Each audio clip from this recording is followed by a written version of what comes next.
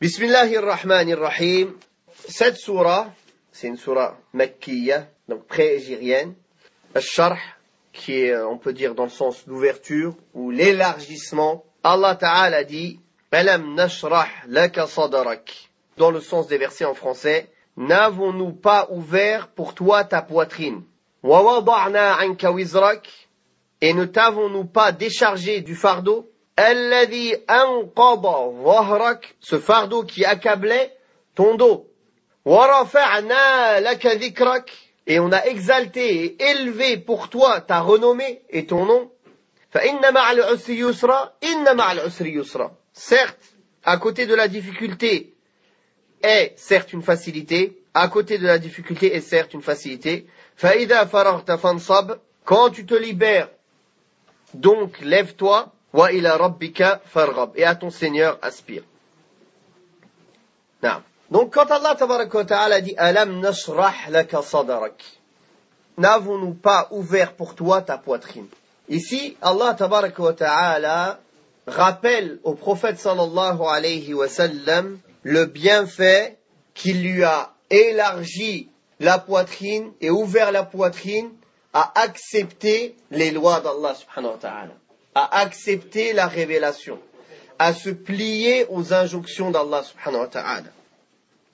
Il lui a élargi la poitrine pour la da'wa ilallah, pour appeler à Allah, la prédication à Allah subhanahu wa ta'ala, et du fait d'être quelqu'un qui a toutes les meilleures caractéristiques et les plus hautes morales, et le fait de se dévouer et de se diriger vers l'au-delà, et d'aimer, de lui faciliter le bien et aimer le bien, et qu'il ne soit pas quelqu'un qui n'aime pas faire le bien, que le bien soit pour lui facilité, qu'il lui trouve de l'aisance à le faire. Naam, sharh al-sadr, le fait qu'Allah tabaraka wa ta'ala élargisse ta poitrine à accepter les lois d'Allah subhanahu wa ta'ala et à s'y plier, c'est un bienfait. Combien d'entre nous,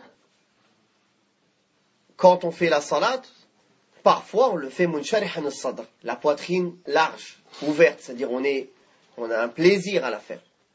On a envie de la faire. On la fait par envie. Et parfois, on l'a fait si c'était pas la peur du châtiment d'Allah, on l'aurait pas faite.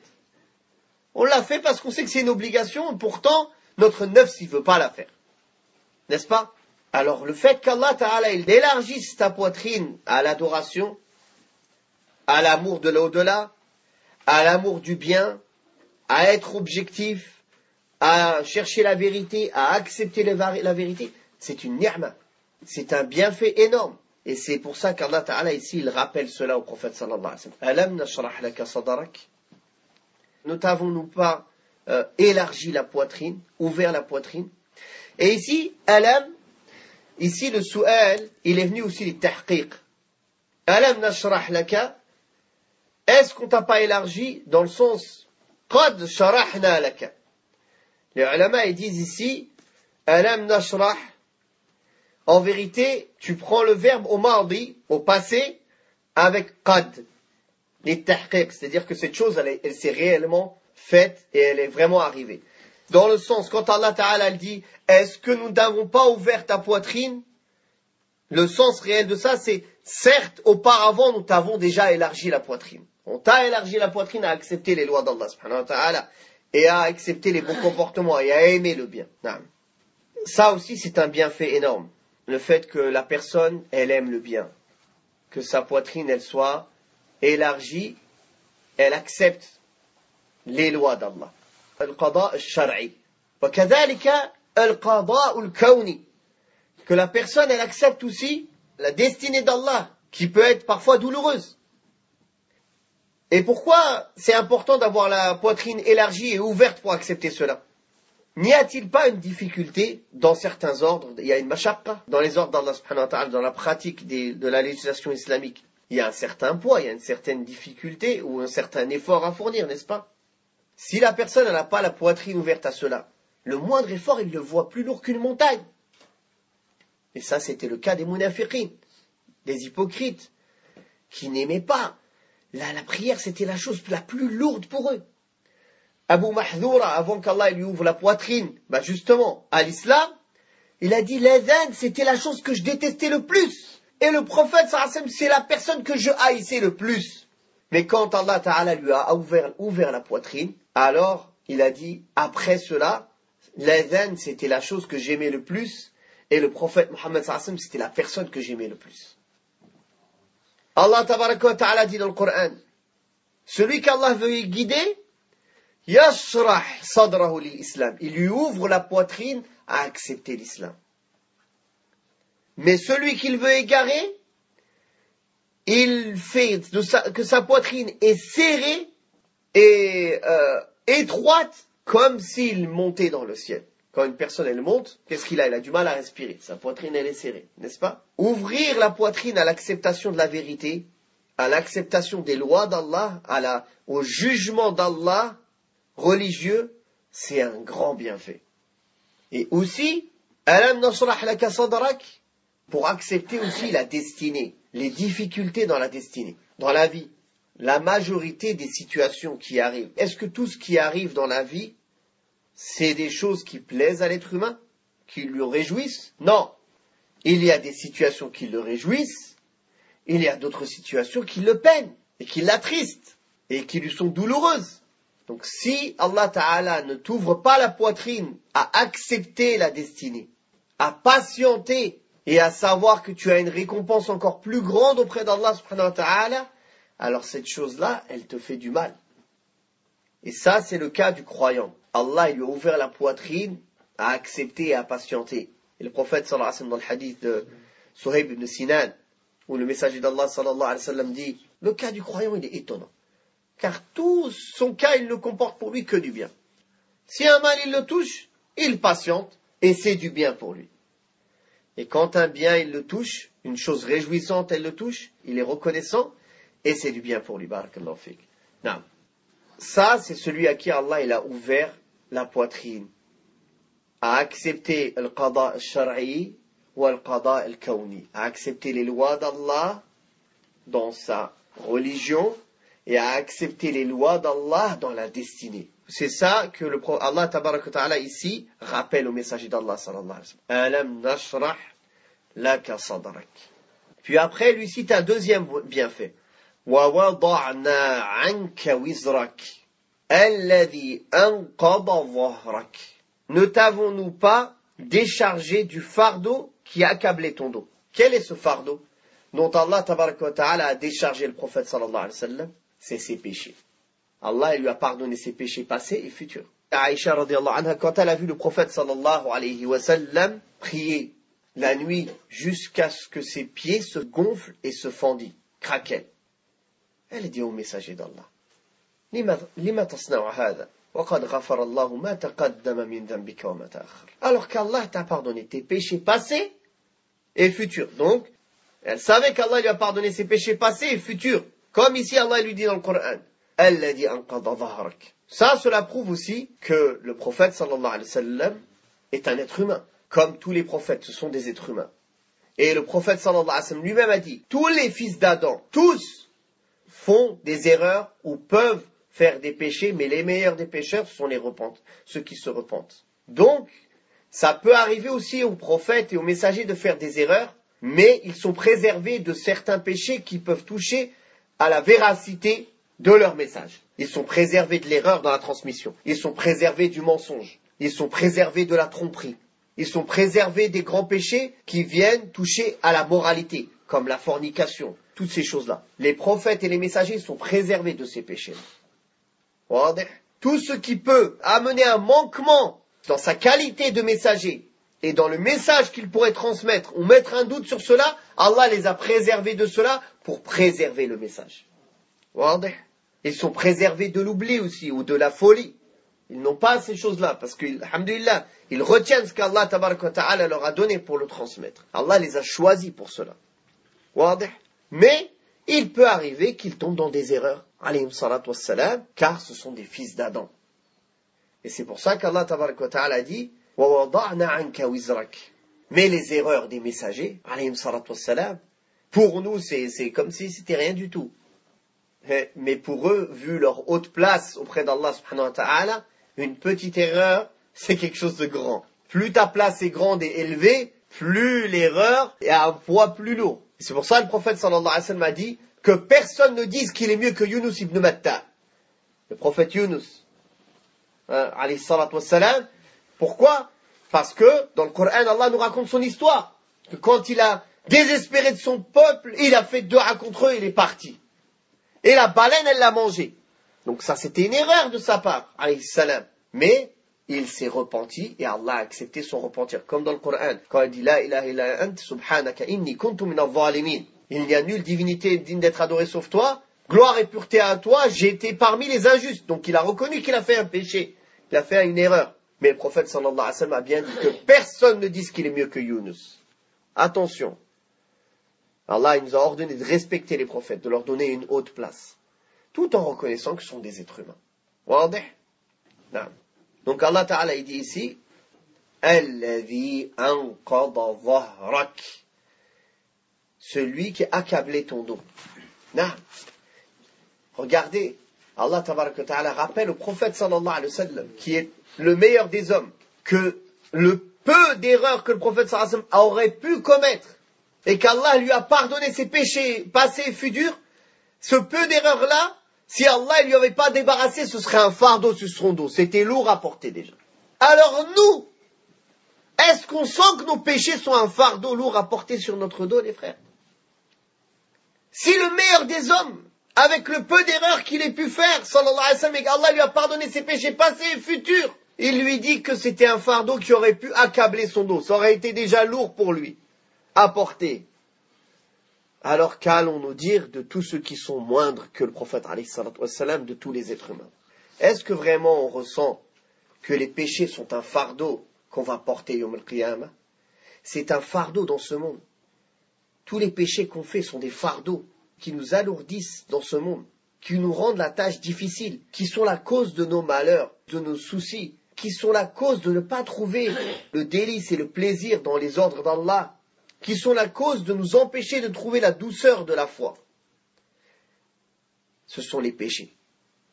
Allah Ta'ala, il a appelé les péchés wizr, un fardeau. Wala taziru waziratun wizra ukhra. Personne ne portera le fardeau de quelqu'un d'autre. Il a donc comparé le péché à des poids que tu portes. Imagine-toi, tu marches dans la rue, chaque péché, c'est un poids de 10 kilos sur tes épaules. Comment tu vas marcher? Comment tu vas être à la fin de la journée? Comment tu vas être fatigué? Pour faire le moindre effort, la moindre chose, tu vas trouver combien de difficultés?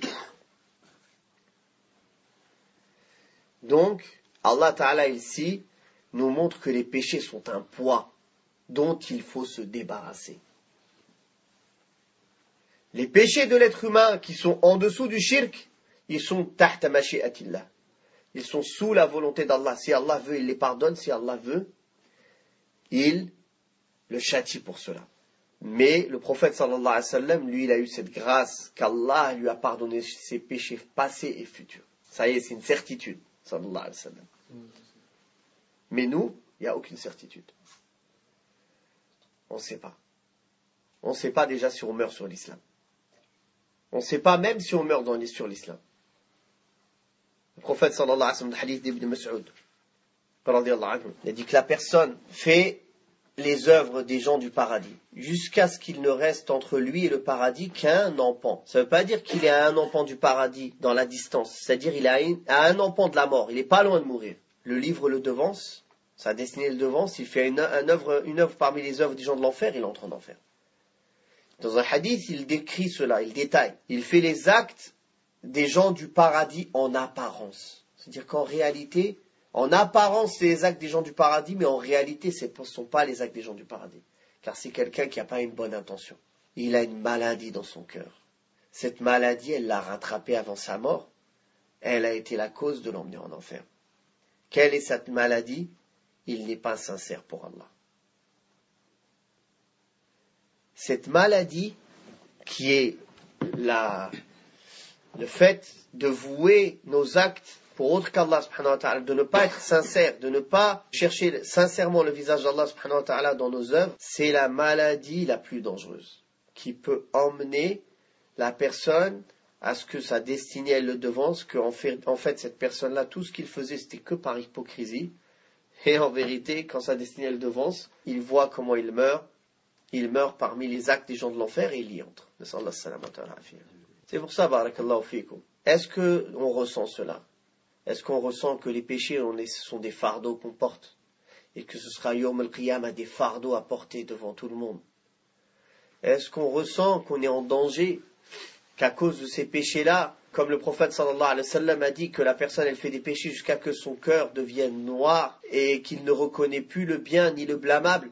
Il est comme un verre ou bien une tasse retournée. Il ne reconnaît ni le bien ni le blâmable. Pourquoi une tasse retournée? Vous comprenez pourquoi une tasse retournée? Une tasse ou même un bidon, même un tonneau ou un conteneur, s'il est retourné, tu peux lui verser des tonnes d'eau. Est-ce qu'il y a une goutte qui va rentrer dedans? Non. Quand il est retourné, même s'il entend le bien, même si autour de lui il est le bien, il n'en profite pas, il ne rentre pas. Il reste à côté, il coule. Donc un cœur où les points noirs se sont figés sur lui jusqu'à qu'il est devenu complètement ran. Leurs cœurs sont devenus fermés, cadenassés à cause de leurs actes. Et c'est ça qui faisait le plus peur aux salaf, de mourir sur autre que l'islam. Ils avaient peur de la ruse d'Allah. Allah tabaraka wa ta'ala dit dans le Coran, est-ce qu'ils se sentent en sécurité de la ruse d'Allah? Ne se sent en sécurité de la ruse d'Allah qu'un peuple perdant. Le croyant, il a peur. Il a peur de ne pas être sincère. Il a peur que ses actes ne soient pas acceptés. Il a peur qu'il est malade dans son cœur. Il a peur de mourir sur autre chose que la foi. Cette peur-là, elle va l'aider à toujours en faire plus. Cette peur-là, elle va l'aider à se dire, je suis manquant vis-à-vis d'Allah. J'ai besoin d'en faire plus. Quoi que je fasse, j'en aurais jamais fait assez pour être reconnaissant envers mon Seigneur, subhanahu wa ta'ala. Donc Allah ta'ala dit, وَرَفَعْنَا لَكَ ذِكْرَكَ. Et nous avons exalté pour toi ta renommée. Allah, il a exalté, il a élevé le nom du prophète sallallahu alayhi wa sallam. Il a élevé son nom chaque jour dans les 5 prières. Allah, le mu'addin, il élève le nom du prophète sallallahu alayhi wa sallam après avoir élevé le nom d'Allah. Quand il fait Ashhadu an la ilaha illallah, Ashhadu anna Muhammadan Rasulullah, dans l'appel à la prière. Allah Ta'ala, il a élevé le nom du prophète sallallahu alayhi wa sallam, il a exalté son nom et sa renommée quand, dans chaque salat, on fait la salat sur le prophète sallallahu alayhi wa sallam et on demande à Allah de le louer et de le bénir. Allahumma salli ala Muhammadin wa ala ali Muhammad, kama sallayta ala Ibrahim wa ala ali Ibrahim, dans chaque prière. Allah, il a exalté sa renommée, subhanahu wa ta'ala, dans chaque acte que le musulman fait. Car aucun acte que le musulman fait ne peut être accepté que si il est fait conformément au suivi du prophète sallallahu alayhi wa sallam. Car chaque acte a 2 conditions pour être accepté. 2 conditions nécessaires. La sincérité dans cet acte, qu'il soit voué pour Allah seul et unique, et qu'il soit conforme à ce que le prophète sallallahu alayhi wa sallam nous a laissé. Donc Allah, il a exalté son nom, car il a fait que son suivi est la norme, est une parmi les normes d'acceptation des actes. Ceci est une réponse aux innovateurs qui veulent fêter l'anniversaire du prophète sallallahu alayhi wa sallam. Qui disent on fait ça pour exalter le nom du prophète sallallahu alayhi wa sallam, pour se rappeler, pour élever son nom. Nous leur répondons, Allah a donné des moyens légiférés d'exalter son nom et de se rappeler de lui. Chaque jour. Il ne t'a pas demandé toute l'année tu lui désobéis et tu viens ce jour-là, tu lui désobéis encore plus parce que tu fais une innovation. C'est comme ça que tu respectes le prophète sallallahu alayhi wa sallam, en lui désobéissant. C'est comme ça que tu respectes le prophète sallallahu alayhi wa sallam, en le mettant à la même place qu'Allah, en lui donnant un associé, en l'invoquant en dehors d'Allah, comme la plupart ils font quand ils font ces fêtes. Ou en disant des poèmes dans lesquels il y a du shirk, alors que le prophète sallallahu alayhi wa sallam est venu combattre le shirk. C'est comme ça que tu respectes le prophète sallallahu alayhi wa sallam qui t'a dit que toute nouvelle chose dans la religion est une innovation et toute innovation est en enfer. Et toi, tu viens ce jour-là, tu fais une innovation. C'est comme ça que tu respectes le prophète sallallahu alayhi wa sallam qui t'a dit que celui qui ressemble à un peuple, il fait partie d'eux en ressemblant aux juifs ou aux chrétiens qui fêtent l'anniversaire de leur prophète. Alors toi aussi, tu le fais. C'est comme ça que tu respectes le prophète sallallahu alayhi wa sallam, alors que ceux qui le respectaient encore plus que toi, qui ont donné leur vie, qui ont sacrifié leur personne pour le prophète sallallahu alayhi wa sallam, jamais ils ont fêté cette fête. Allah, il a exalté sa renommée sallallahu alayhi wa sallam. Chaque jour de ta vie, chaque acte que tu fais, tu suis ses pas sallallahu alayhi wa sallam. Tu te rappelles de lui. Tu te rappelles ce qu'il a sacrifié pour sa communauté, pour qu'aujourd'hui, toi et moi, on soit musulmans. Pour que demain, on soit, Inch'Allah, parmi les gens du paradis. C'est en aimant le prophète sallallahu alayhi wa sallam plus que ta mère, plus que ton père, plus que tes enfants, plus que ta vie, plus que ta personne, plus que tes biens, et en lui obéissant. C'est comme ça que tu élèves et que tu exaltes la renommée du prophète sallallahu alayhi wa sallam. Pas en faisant des innovations et en fêtant son anniversaire. وَرَفَعْنَا لَكَ ذِكْرَكَ فَإِنَّ مَعَ الْعُسْرِ يُسْرًا إِنَّ مَعَ الْعُسْرِ يُسْرًا. Puis Allah tabaraka wa ta'ala dit dans le sens des versets, à côté de la difficulté est certes une facilité, à côté de la difficulté est certes une facilité. Ici, Allah tabaraka wa ta'ala, comme il a dit Ibn Abbas, il a été rapporté d'Ibn Abbas, que une difficulté ne peut pas vaincre deux facilités. Une difficulté ne peut pas vaincre deux facilités. Taïb, comment on comprend ça de ce verset? Inna ma'al usri yusra, inna ma'al usri yusra. C'est-à-dire comment on l'explique grammaticalement, ou dans le balara. Le balara disent que un mot quand il est répété et qu'il est défini, il est mu'arraf bi alif lam, cela veut dire que la deuxième fois quand il est répété, il parle de la même que la première fois. Wadih? Inna ma'al usri, al-usri. Il est mu'arraf, il est défini ici, al-usr. Al-usr, ça veut dire la difficulté. En français, c'est comme si tu disais là ou le.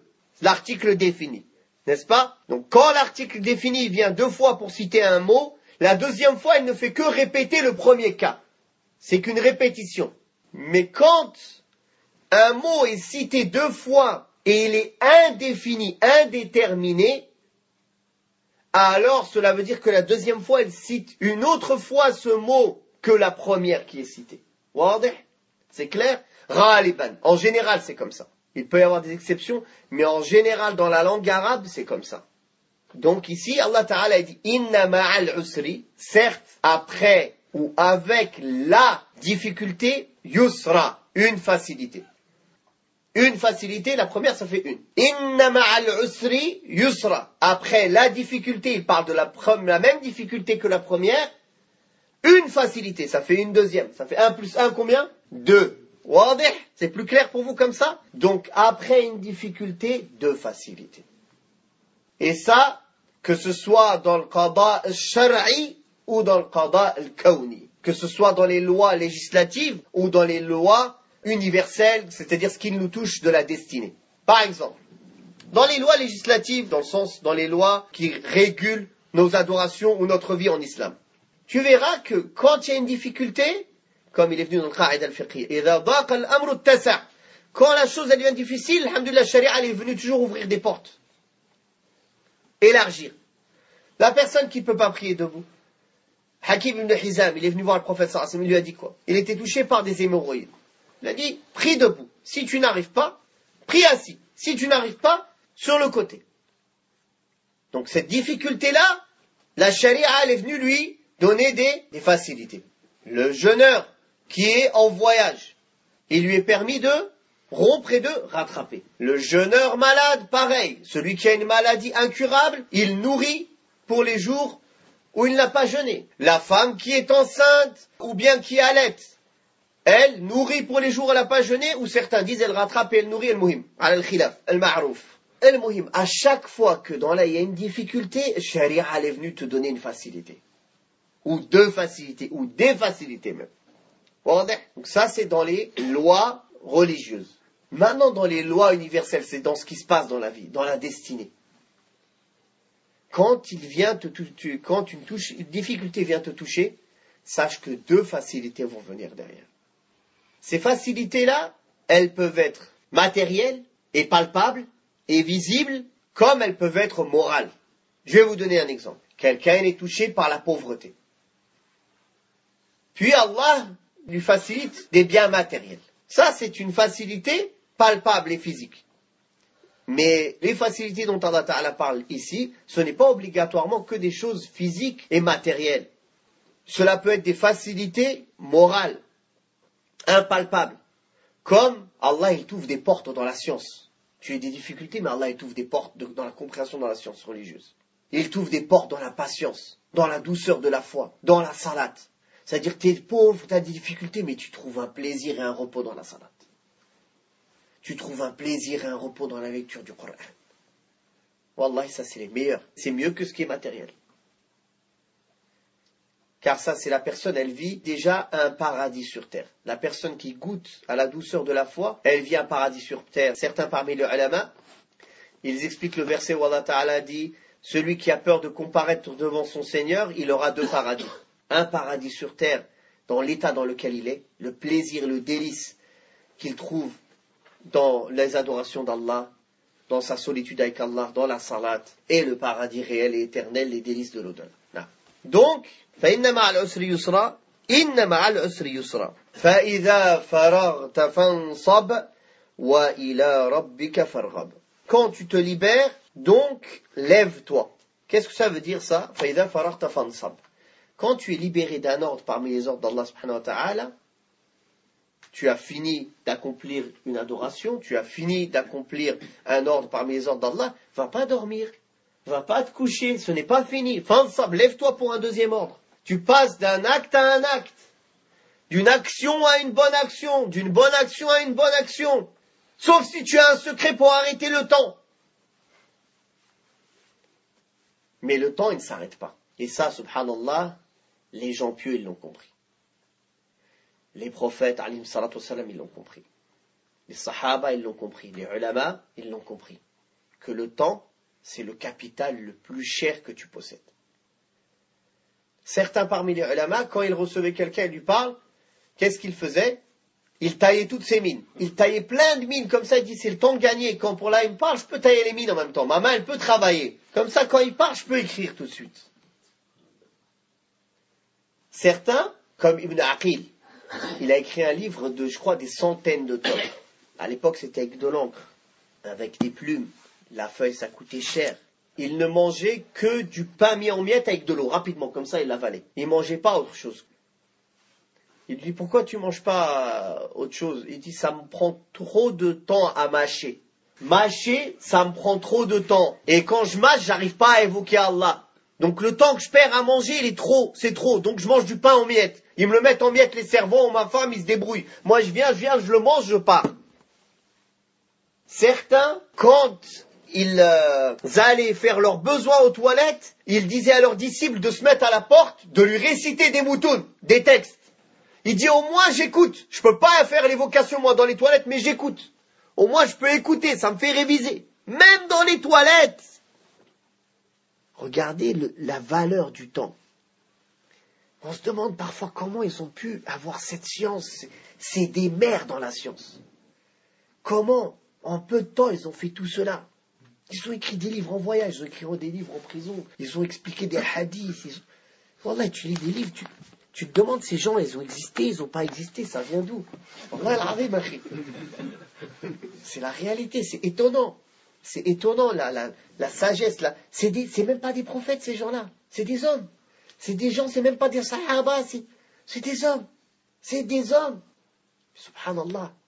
Ils ont connu la valeur du temps. Ils ont été sincères avec Allah subhanahu wa ta'ala. Et jusqu'à aujourd'hui, on parle d'eux. On lit leurs livres, on énonce leurs noms. Combien de hasanat ils se font, ces gens-là. Ils meurent, il y a des gens qui travaillent pour eux partout dans le monde. Qu'est-ce que nous on va laisser quand on va mourir? Qu'est-ce qu'on va laisser derrière nous? C'est pour ça Allah tabaraka wa ta'ala il dit فَإِذَا فَرَغْتَ فَانْصَبْ. Tu as fini, lève-toi. Ne t'assieds pas.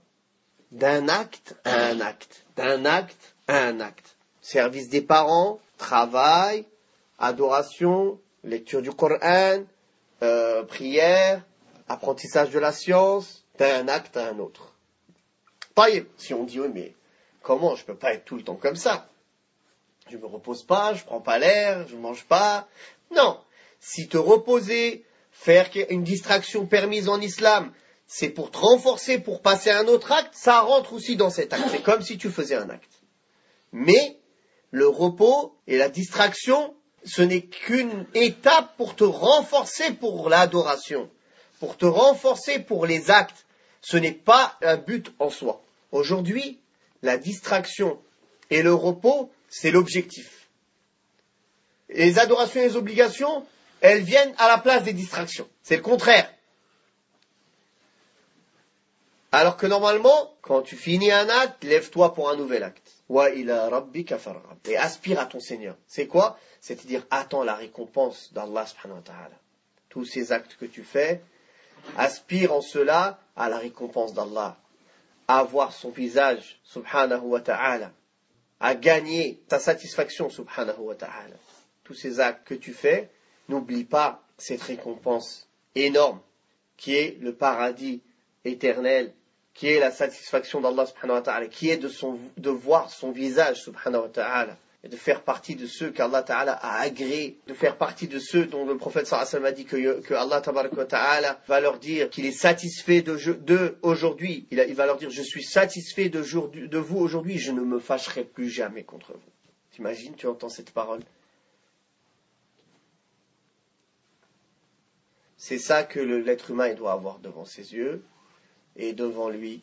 C'est que cette vie-là, c'est un temps limité pour se préparer pour une vie éternelle.